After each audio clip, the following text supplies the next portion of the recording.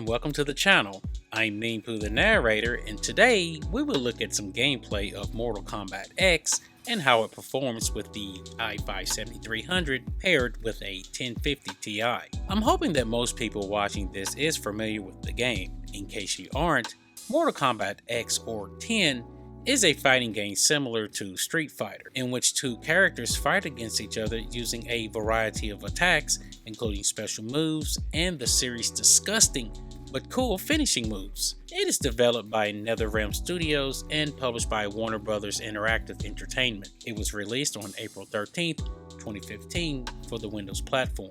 The game allows you and a friend to face each other, either locally or online, or play single player to take on a match against the CPU. The energy meter, first introduced in Mortal Kombat, allowed players to perform techniques such as the X-ray special move. Your fighter will be able to interact with the environment using parts of the scenery to reposition themselves and using available objects as weapons. Each fighter has 3 different variations, each featuring a different set of moves they can use during the fight.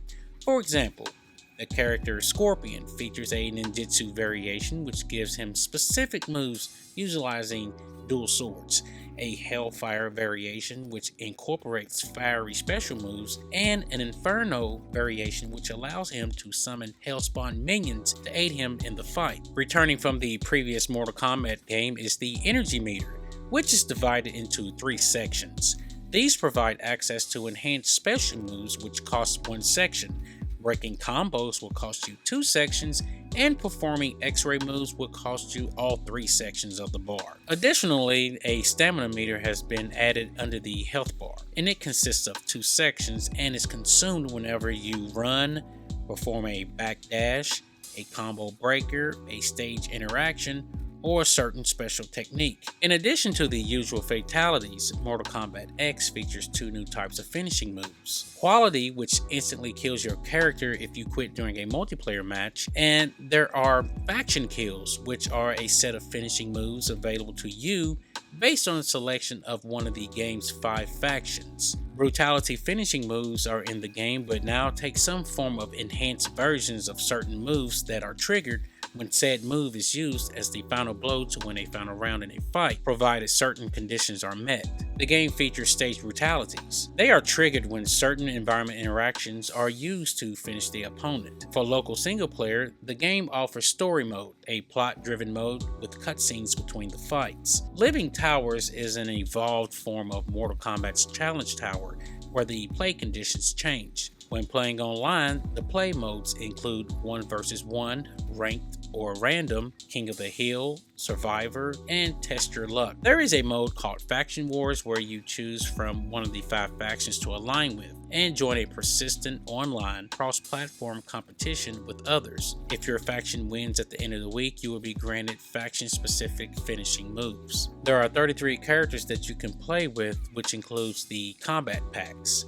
Characters such as Kano, Goro, Jax, Ermac are all here. Using the combat packs, you will see characters who look real close to their counterparts that they are based on. Some examples are the Predator, Leatherface, and Jason Voorhees. Moving on to the performance, I was quite surprised. I was thinking that the game was going to be some type of unoptimized port, and I was very wrong. So let's take a look at this. I chose to use 1080p first, and all settings maxed out, which put everything on very high and high, with blur and of course ambient occlusion on. GPU temp averaged 59C while the CPU averaged 60C, and FPS was sitting right at 60 and only moving down to 30 when showing special moves or videos. Next up was all high settings.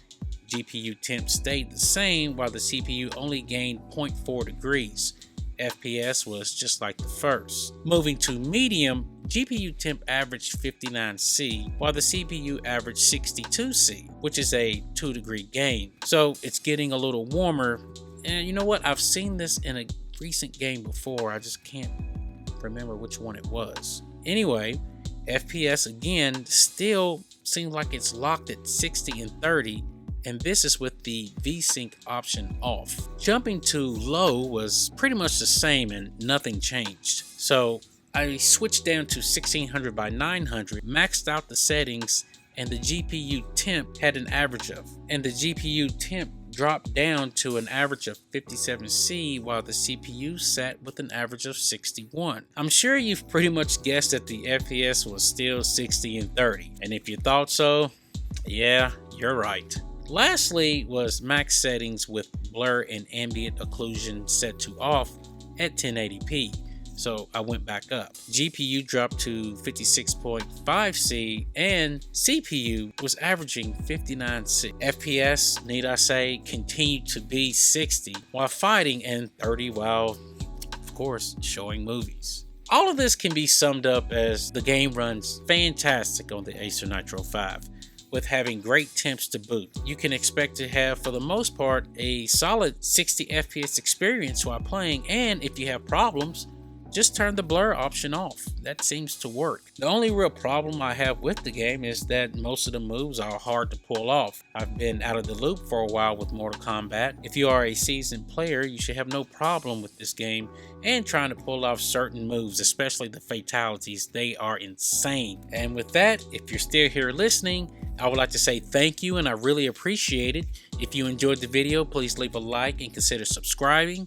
There will be more videos on the way, and if you would like to see more, take a look around the channel. We have a lot of videos with the i5-7300 paired with the 1050 Ti inside the Acer Nitro 5. And since we've done the repaste, temperatures have went down. So I'm very happy to say that. I have been steadily playing games on this just to see if the temperatures will go back up, and they are staying the same. So thanks again, and I'll see you in the next game or stream. Mean Poo out.